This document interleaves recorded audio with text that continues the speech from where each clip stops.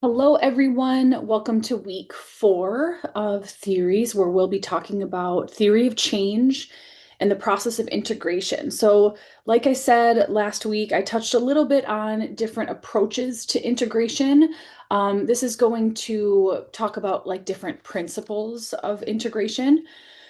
So, the first thing that we read was in our textbook on the guiding principles for socioculturally attuned family therapy, or SCAFT. So, the authors touched on third order thinking, power, and the ambient practices. So, ultimately, what we're going to do is clarify what third order thinking is, of course, versus first and second order thinking, translate the ambient practices throughout this presentation, and then we will. I believe I have some like think pieces kind of built in here. So again, something that has been touched on in previous lectures is that our lens is never neutral. So just thinking about so meta questions, anything that's meta is a thing of that thing. So a meta question is a questioning of the questions. So are you privileging certain behavior, emotion, attachment, structure, discourse, power? All of that, all of those choices shape what becomes visible or invisible and therefore changeable. So, what do we choose to pay attention to? What informs what we see? How does our lens expand or constrain change? So, these orders of thinking. So, systems of systems. First order thinking is that problems are essentially within people or parts. You fix within those existing assumptions. And I think I'll give an example of this in the presentation. So, first order localizes problems. Second order includes us, the therapist, in the observed system. So you are a part of the system. So what you're doing is you're coming into the system to shift interactions, rules, meanings. This is something that structural family therapists do really well, and they focus on that in their interventions. Third order situates the system inside socio-political, economic, and cultural systems. So Bronfenbrenner's socio-ecological model, essentially understanding people in context and how larger systems inform how they are. So Bateson's learning levels, I believe this is the taxonomy. Oh no, that's Bloomberg. Never mind. Bateson, totally different person. So um, you want to map your learning from first to third order. So level 3 is a meta shift. You're interrogating taken for granted frames that privilege certain ways of being. So heteropatriarchy, white normativity. So essentially first order thinking is same schema, which is like a schema is a like kind of like a paradigm. It's a belief system. So these are new choices, but the same belief system. Second order change is where you change the belief system or you change the rules within the system. And then third order change or third order learning essentially is where you're working to um, your shift your behavior and mindset and things like that within the context of those larger systems. So hegemonic norms become common sense that can pathologize non-dominant practices and hide oppression. We want to interrogate whose interests are served by the quote obvious solution. So here it's like the title here, why common sense often means dominant sense. We can see that a lot in our, political landscape today. Okay, so I do have a vignette for you, or at least an example. So here's the case, new parents and night feedings. So we can look at this case through three lenses. First order fixes can help. Second order shifts the couple's influence and attunement. And then third order names gendered labor, class work demands, and cultural ideals that are shaping the conflict. So first order is like everything stays the same. Let's just alternate nights. Um, Second order could be the couple checking in with each other, communicating in a way they haven't before, to renegotiate how they influence one another, the attunement that they have to one another. Then third order is bringing in that gendered layer, talking about things like capitalism, parental philosophies and ideals. So there you can just see there's like different layers. One is like quite behavioral, not a whole lot of digging into like what might influence these decisions or investigate how the parents are feeling, adjusting to parenthood and things like that. And then you can just see the layers of investigation get deeper. So, what institutions and conditions might press on the family? What identities and discourses configure roles and expectations? So these are some of the questions that you'd be asking when it comes to understanding societal context and how it shapes intimate patterns. So we have intersecting systems, the legal system, economic, educational, media, health system. All of these are intersecting to influence the intimate patterns within a relationship. There are material conditions like housing, food, access, safety, and transport. If these basic needs aren't taken care of, that's going to absolutely strain the system. And then questions or conversations on discourse is essentially a conversation. And identities, these are around race, class, gender, nation, ability, sexuality, et cetera, et cetera, et cetera. So understanding each partner and how these parts of their identity influence who they are and how they interact. So social structures, also, as stated before, these are not neutral arenas. Privilege and power are embedded in all institutions, law, education, welfare. There's uneven protection and opportunity for people.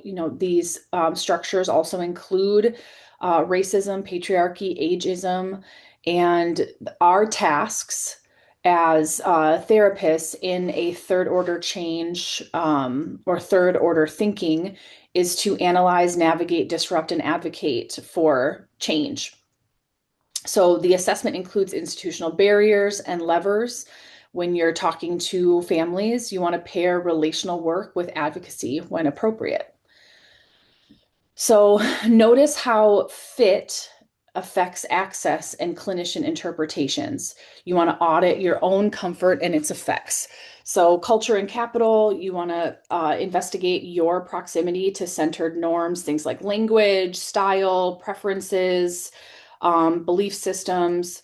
What is your social capital and what is the social capital of the client? This influences networks that are open to you or them, doors that are open or closed, opportunity doors in the form of opportunities.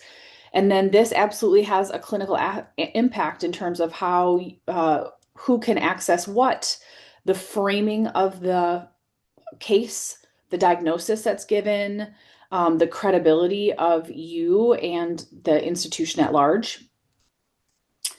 So another thing to keep in mind is that we are embedded in a system that has colonized discourses. So our approaches tend to center Euro or Western norms as advanced or healthy. There is an internalized superiority and inferiority amongst clients and therapists. Just because you are in the power position in the therapy room, that doesn't mean that socioculturally that you are not in a like marginalized position or don't have some internalized inferiority. Some micro practice that you could engage in is to surface shoulds and locate their sources. So shoulds, woulda, it's like could have, should have, would have, ought to. These are all considered from a CBT lens, cognitive distortions.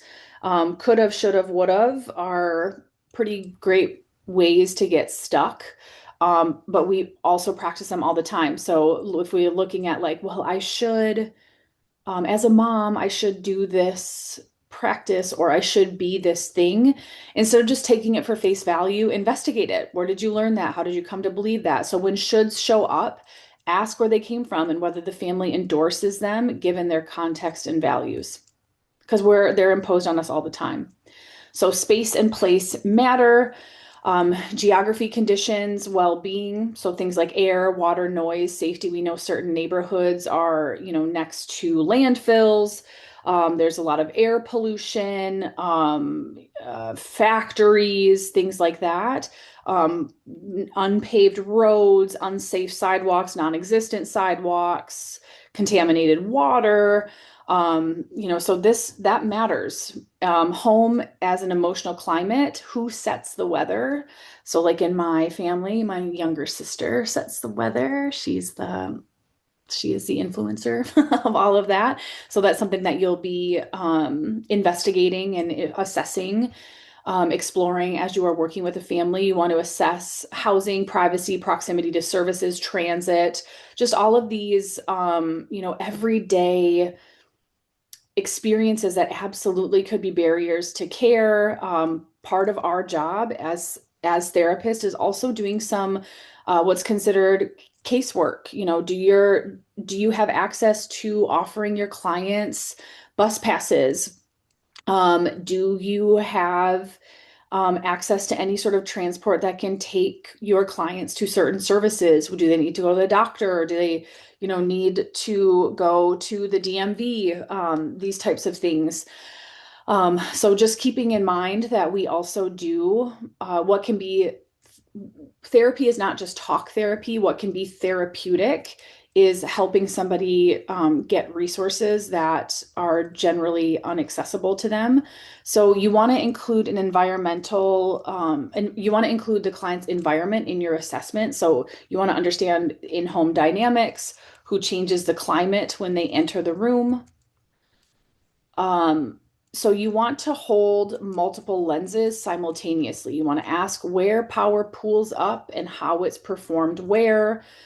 So looking at power in the family and looking at this as a both and. So we're looking for where are the resources, what's the hierarchy, is there any coercion that's happening, what are the material effects like what we talked about earlier.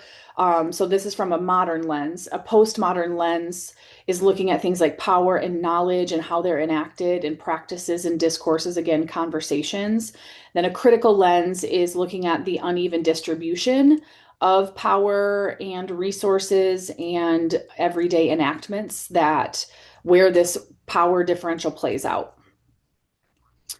So resistance can look like symptoms here. So I'm going to encourage all of you to not lean into the word resistant to describe clients. I like to see clients as always cooperating, always trying to communicate to you what is working or not working.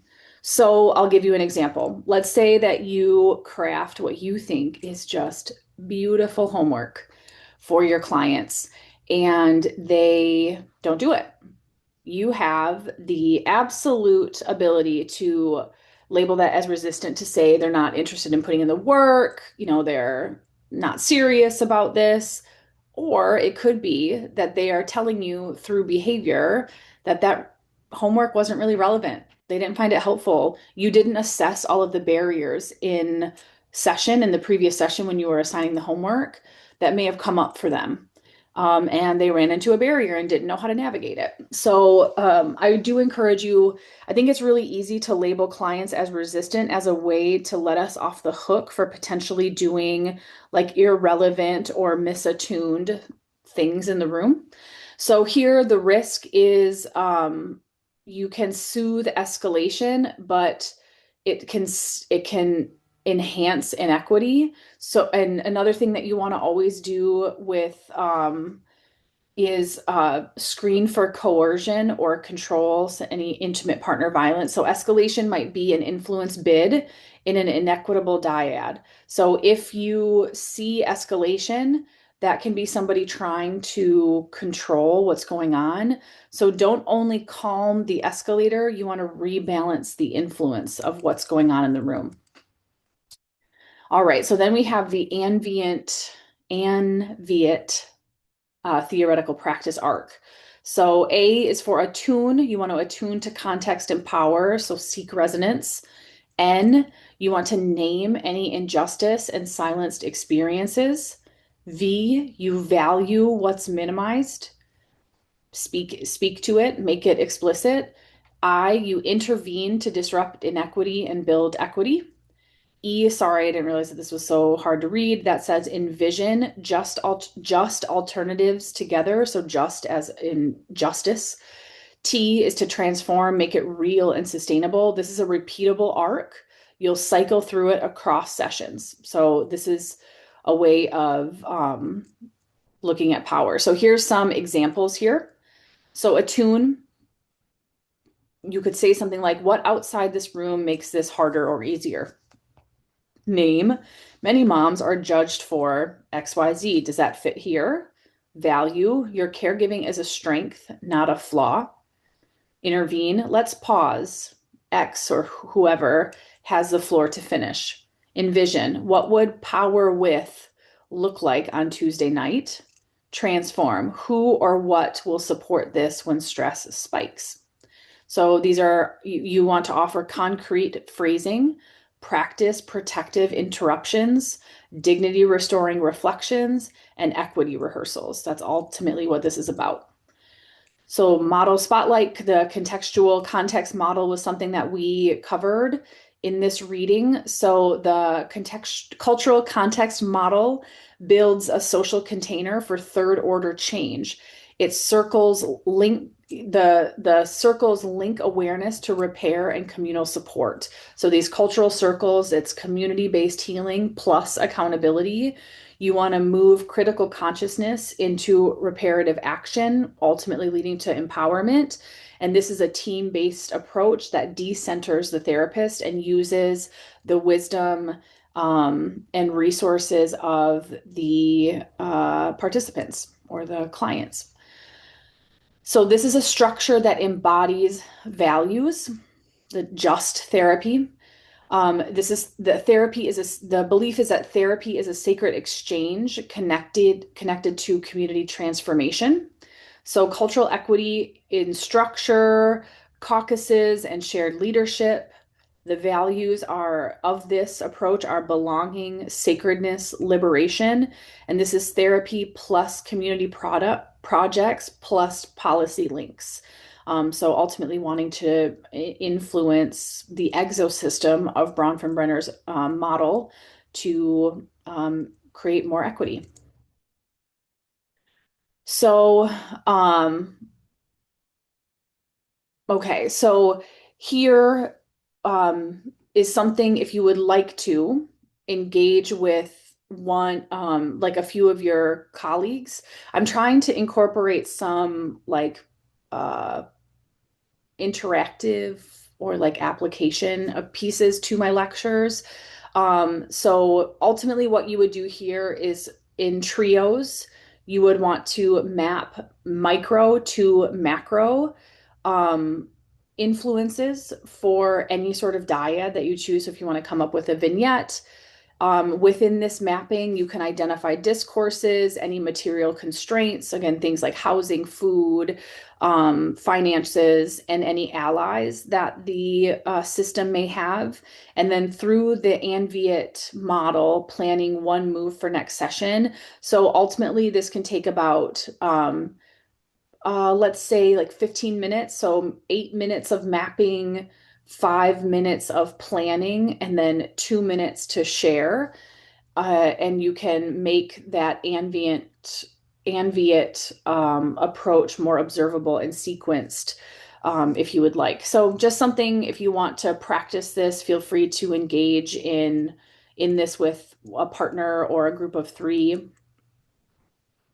So with this approach, you always want to screen for safety and coercive control.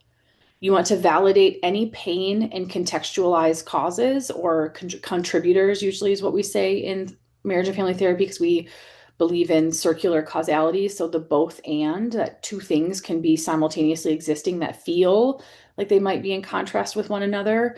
Also, just a note here, validation does not equal agreement. You don't have to agree with the perspective, the emotion that you are seeing in order to validate it.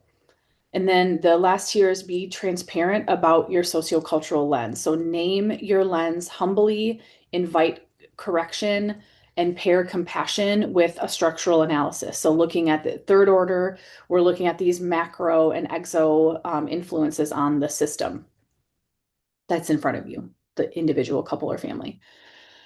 So some common pitfalls and ways to repair that is presenting problem first, context later. Find the context and start with attunement. So that means focus on the therapeutic alliance first, understand the context, so then the presenting problem can make more sense to not only you, but also the other people in the room. So there is neutrality in inequity. It's apathetic. So take a stand for equity. Stand in that all 10 with all 10 of your toes. So over psychologizing can include material and structural moves. You want to uh, instead of over psychologizing, which can just essentially mean like putting too much focus on the person and potentially pathologizing that individual. You want to include the material and structural pieces of their story, so that you're not looking at the person as inherently flawed or at fault. So remember, it's like structures and accountability. So if you focus just on the individual or just on the micro system, you're missing a lot of important context that helps that person make a lot more sense, and the decisions that they make a lot more sense. So you want to open with context to avoid invisible reproduction of inequity, and you want to pair relational shifts with structural support. Okay, so the next thing that we read was therapist confidence, alliance, and retention. So this is essentially about therapist confidence in their theory of change, how sure and consistent we are in using our model, the links to alliance, and whether couples finish therapy. So, as we are going through this lecture, think about your own model or any models that you're leaning toward. How confident are you under pressure? Like the first session, during a rupture, during a crisis, how confident are you in your model? So the core question here is, does therapist confidence, which is clarity plus consistency in a theory of change, show up in the alliance and in whether couples complete therapy? So a little spoiler here, alliance, no. Endings, yes. They'll think of confidence as a predictable, purposeful practice clients can follow. So there are two practical questions here. Do more confident therapists get better alliances? And do they get fewer dropouts and more agreed endings? So the authors expected yes to both of these questions, and results were mixed. No for alliance, yes for endings. So confidence does not necessarily equal swagger. It's being clear about how change happens in your model and delivering in a way clients can anticipate. So the alliance was measured by, it's very standard, the Working Alliance inventory, the WAI. Termination was agreed completion versus dropouts. That's how they measured it. And then they controlled for baseline satisfaction and explored therapist sex effects. So one of the things about that is there were only two therapists who were men who participated in this study. So it's difficult to stratify by sex. So it was a training clinic context. So there were 118 clinics couples in a university clinic training center. They were nested. They did multi-level nesting. Therapist effects uh, were also looked at. They wanted to keep the therapist gender ratio in mind. They wanted you essentially as a reader to keep the therapist gender ratio in mind when you interpret any effects, because again, it was so small, it was difficult to make any interpretations from it. So they had a straightforward measurement strategy. They noted on reliance on therapist self-report for confidence and client report for alliance. So self-report can be frowned upon in certain settings, or from certain reviewers or something like that, but that's the way that they measured this. So they modeled alliance and termination with therapist level random effects. So that, like, for example, the intra-class correlations quantify the who you got effect, which is useful for supervision and training implications. So confidence did not directly bump alliance. Therapist who's a man, that effect appeared, but is very fragile because there were only two therapists that identified as men, and about 11% of alliance variance at the therapist level. There was about 11% alliance variance at the therapist level. So the alliance is co-constructed and varies by practitioner beyond confidence alone. Confidence predicted how therapy ends. So there were fewer dropouts and more agreed endings. So that just means that the therapist and the client agreed that it was a good time to terminate therapy. If one or the other decides on their own, it's considered a unilateral decision or a dropout.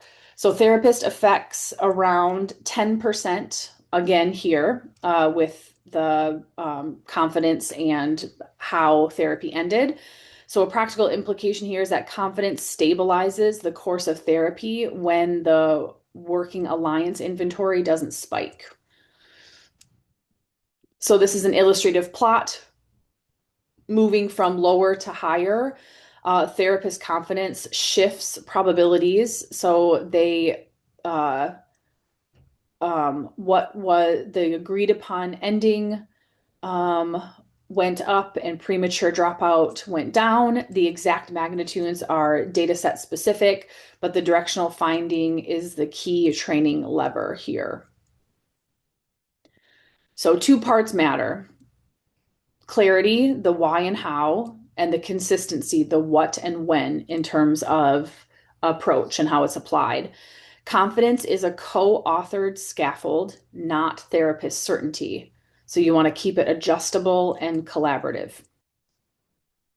Alliance is multi-determined. Confidence alone doesn't raise the working alliance inventory scores, but it can reduce process noise that triggers dropout. So if there's unclear goals, inconsistent methods, and drifting sessions.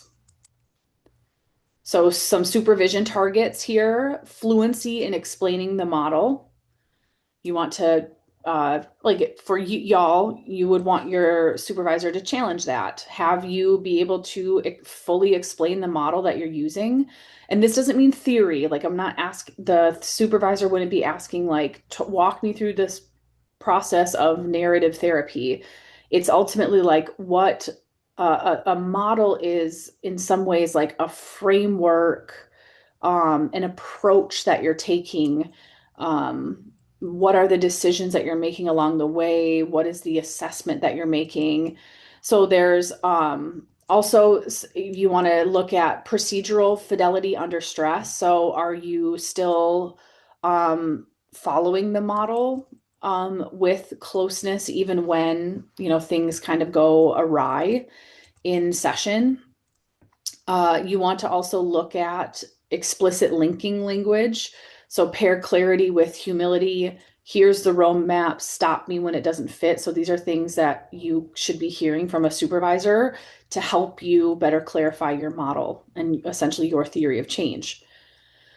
So they offer a practice spine. So here's a 5-step session flow. So first you would orient. In this approach, change happens by, and then you can contract, so co-create goals, roles, and observable markers. So these are things that can happen both in supervision and in therapy. Supervision many times is what's considered an isomorphic process. So it models for you what should and could happen in therapy. Then you want to tie each intervention to the roadmap and client goals. So in supervision, this is what you could be doing here. You want to check mid-session to see if the fit checks and adjust collaboratively. And then closed, you want to name gains, preview signs of an agreed ending. So use a simple spine to reduce drift. Practice linking interventions explicitly to client goals and your theory of change each session. So this is something that you can do with your supervisor. So confidence is not a single right story. It's co-authored in terms of having structure as well as reflexivity. Reflexivity is understanding how you affect the process and how you are affected by the process. So you want to keep the roadmap power aware and culturally responsive, and the center client voice while maintaining coherence. So anchor confidence in humility and cultural attunement, co-create the map, invite edits, check the effects on power and participation in the room. So therapist effects are real. They account for about 10% of variance. So just like who you are, what you look like, these things that you can't really change. Confidence doesn't raise the Working Alliance inventory question or like the score, but it did reduce dropout and increased agreed upon endings.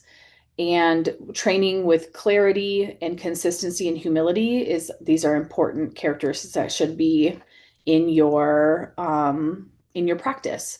So maybe something you can do here is write one sentence you could use to link an intervention to a roadmap. So thinking about maybe a vignette. I know none of you are seeing clients yet, but something you could do is writing a sentence to link an intervention to a goal and the client's named goal, and you could share them with one another as well. Okay, so integrating approaches in family therapy, why integration matters for systemic practices. So you can reflect on if you identify with any particular school of thought right now. So what we're going to do is look at LeBeau's case for integration and translate it into today's postmodern socioculturally attuned practice. Ultimately, what we're going to do is look at context, how that informs arguments and the critiques of that, and how that informs decision framework. And we will look at some of the implications for that. So some historical context here. There were model rivalries in the beginning of our field. And then there was some early outcome data and the birth of eclectic and integrative talk. So you can think about what might be some of the risks and benefits for strong therapeutic allegiance, so that theory allegiance in the 1980s. And ultimately, LeBeau argues that pluralism can serve families better than orthodoxy. So just being very theory rigid and ultimately utilizing multiple approaches to fit your client. So integration broadens explanation, expands intervention options, and fits client setting and therapist diversity. That's the core thesis here, is integration is adaptable and you can cater it. It's also viable and often preferable. It's an alternative to a single school practice. So what you're going to hear me say over and over again in this class is that every theory is inherently limited and limiting because it's just one theory. That's why we teach you so many of them. So why should we integrate? These are some of the advantages, and we can look at some implications. So there's a broader explanatory power across biology, mind, interaction, and context. So it just opens up possibilities for explanation, assessment. There's a greater clinical flexibility and adaptability when treatment stalls. So when you're chugging along with one theory and you get stuck, you can pull from another one in a meaningful way to try to jostle that loose. There's wider applicability across problems, populations, and time frames. And many times there's better therapist and method fit. So, because it leverages common factors. So human problems are multi-determined. They're all of the following: intrapsychic, interactional, they're learning, developmental, contextual. So single school lenses risk tunnel vision, and integration invites multiple complementary hypotheses. So, like a mini example here is adolescent substance use. You can consider reinforcement contingencies that are behavioral. You can look at attachment and intersubjective needs. You can look at family homeostasis, peer context, economic stress. And all of those factors are not housed in one single theory. So clinical flexibility with integration. It can shift the level of work from individual to couple to family to system as the case evolves. This is also iterative, so you can go from system to individual to family to couple to system to couple to individual to family, all that fun stuff. And it avoids more of the same because you can pivot methods when progress stalls, as said before. So you don't have to say, okay, like, narrative does it with this way. I have to keep trying this way, this way, this way. Like pivot, use solution focused, pivot, use Bowenian, use feminist. And then there are sequence tactics. So you can go from brief symptom relief into deeper process work back and forth. That's what the bidirectional arrow means. You are also able to tailor this to diverse settings. So brief care, mandated medical community, cult, and different cultures. When you use an integrated approach, you can cater it to the setting, the population, the presenting issue, all of that stuff. So you can match methods to your strengths and values to optimize alliance and credibility. So you're going to find that you lean into certain theories because they fit your worldview, your values, your belief in how change works. And then it can harness common factors, things like empathy, expectancy, structure, and collaboration. And that's how integration can be beneficial. Integration also allows you to combine strengths across models. So here's some examples of some of the strengths of various models. So from a behavioral or CBT model, there's skills, rehearsal, measurement. That's what that brings to the table. Structural, strategic approaches bring mapping, boundaries, sequences, enactments.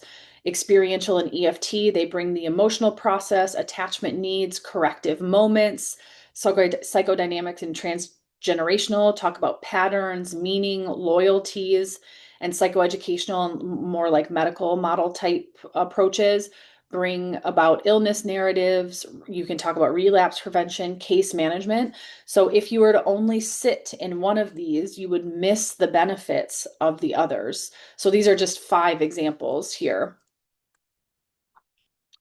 So principled integration is not just a grab bag. You want to have a coherent backbone. It's not just like, oh no, I don't know what I'm doing here. Let me just randomly pull from something else. You want to be able to have the approaches that you are combining or integrating should have shared case formulation and goals. There should be explicit decision rules. So you're deciding what you're using, why you're using it, when you're using it, and with whom you're using it or for whom. There's ongoing feedback and outcome monitoring. There should be deliberate sequencing. So again, you're not randomly going, oh no, I'm stuck. Let me just try something. It's very deliberate. Like you are using this intervention from this approach, following this intervention from a different approach because, and then of course, cultural humility and ethics are always woven throughout. So some critiques and responses, it's sloppy eclecticism. I shared with y'all my feelings on eclecticism. Integration uses a clear framework and a decision trail. So again, you could track all of the decisions that you make throughout a session or throughout a case. And that's integration. It lacks rigor or consistency. These are generally from model purists. So many pure models already blend. So you can document your rationales and any limits that you have. Um, so here you can name your primary anchors. So let's say you like really lean into EFT, you really like structural, and then you can have some adjuncts. So you have anchors and adjuncts. So adjuncts could be some maybe behavioral homework. So that's already integrative if particularly if you can explain why you're using what you're using. So some critiques with responses, it's utopian, too much at once. Ultimately, what you can do is prioritize the smallest effective change and do some stage work.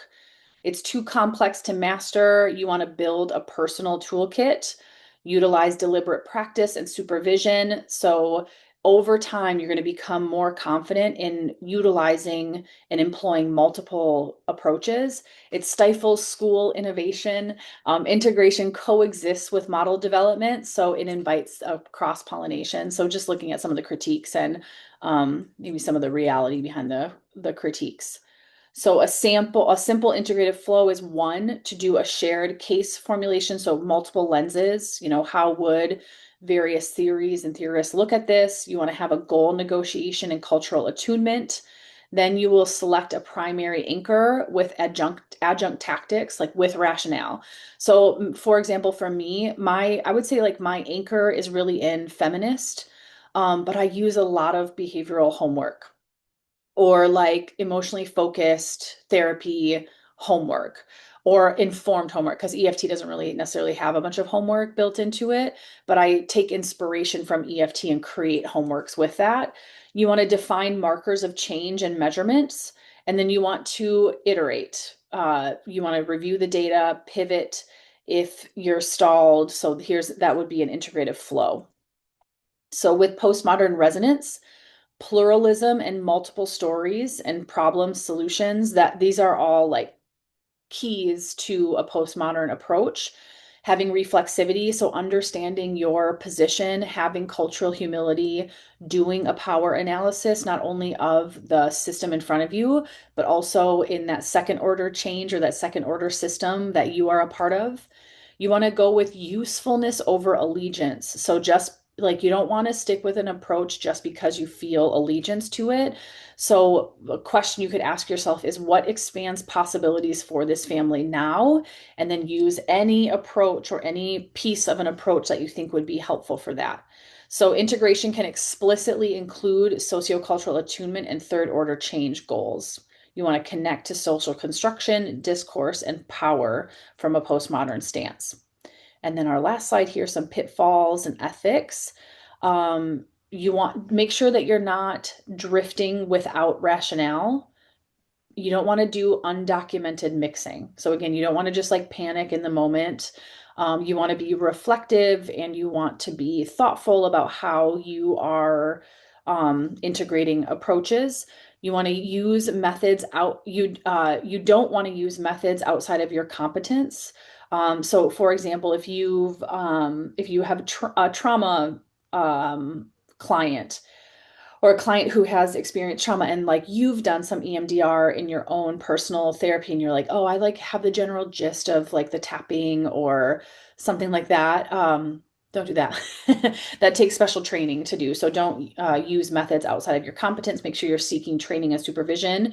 Another pitfall is ignoring cultural power and imposing those dominant norms. So if you are not actively investigating, again, common sense or those dominant narratives, you will likely inadvertently reinforce them. And then if you are over engineering treatment, you're just trying to like do too much. You want to do the smallest effective thing first.